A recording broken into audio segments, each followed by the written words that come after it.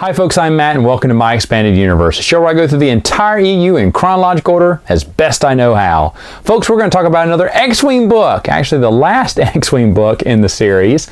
This is written by Aaron Allston. It's called Mercy Kill. Now in this story, Piggy, we get to see Piggy again. He's a mathematician now. He's a professor of math at a college. Of course he is. And Face, his old friend, comes to visit him. Face wants him to be the part or kind of lead a new group of Wraiths because they think there's a double agent within the Galactic Alliance. There's maybe a high-ranking official there who may be trying to betray the Alliance and build an army on his own. And so they want to use the Wraith Squadron to expose him. And Face got, the okay to do it, and he's a big Wraith Squadron fan, so he's bringing the team back together. It's not the old team, it's basically a bunch of new people surrounded by Piggy. Now there's a reason why he needs Piggy in it, and he explains that to him. But overall, this is like the new, the new blood for the X-Wing Wraith Squadron. It has people like, I'm going to get these names wrong or pronounce them wrong, I don't care, but Bindi Drayson, who is Admiral Drayson's daughter. There is Jesmond Tainer, who is Kel Tainer from the original Wraith Squadron. It's his daughter, a lot of daughters here. Myra Antilles, Wedge Antilles' daughter, which we were introduced to her in a short story that I reviewed in the last episode. You also have a Clawdite. Clawdite is someone, of course, who can change. They can change their shift their shape, and pretend to be different people. Like Face was the master of disguise. Now it's a new and improved person who can an alien species who can do it at will. And then there's an engineer. His name is Trey Courser or something. But anyway, the most interesting character they have is Scut, who is a Vong. Oh, now we haven't heard hide nor hair of any Vong since New Jedi Order. They've basically been devoid. I mean, it's been mentioned here and there, but you haven't really heard from the Vong much. So now we have a Vong character. What's his story? Well, Scut was a shamed one who, after the battle, the New Jedi Order, the war was over, he got adopted by and was raised by a human. So he's kind of, a different type of Vong. Well, Piggy wants nothing to do with Scut because, and this is great because Piggy is having flashbacks to the war because, of course, he fought in the war against the Vong and one of his good friends died.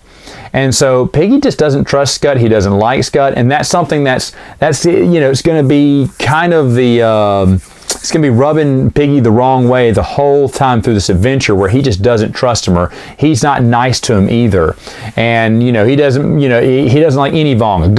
A good Vong is a dead Vong, in a way. Which, of course, they're going to have to, Piggy's going to have to overcome that later on and then hear things from Scut's side of the story. I love that there's a Vong character that you get to read about from a perspective of outside the New Jedi Order.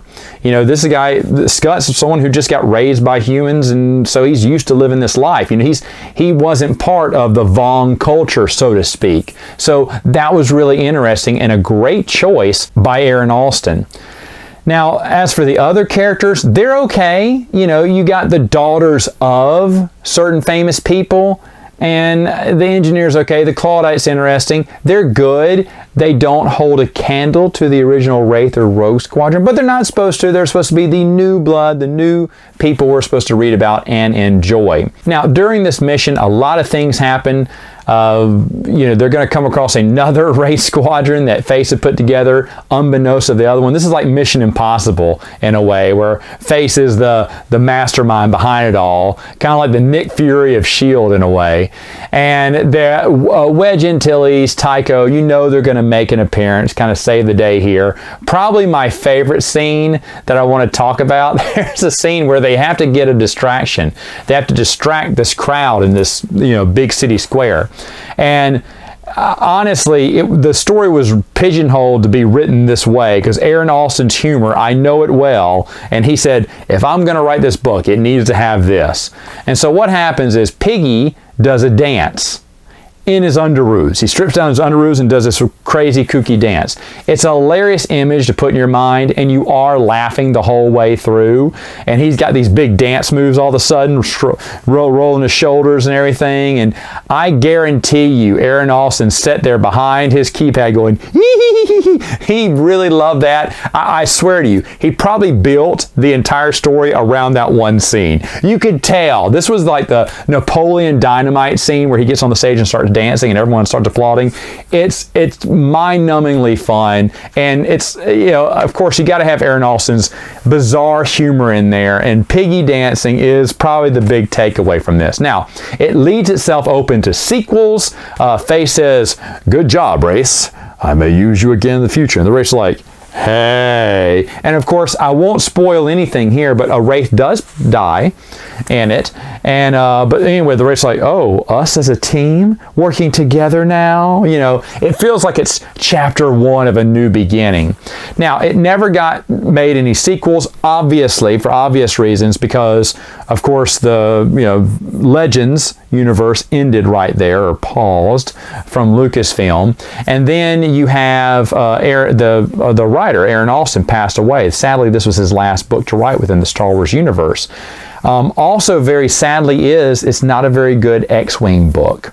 All the X-Wing novels I've talked about, I have absolutely loved, from Stackpole's to Alston's, all the way. I think the last one we saw in the series was Starfire's The Undumar, and we hadn't seen him since.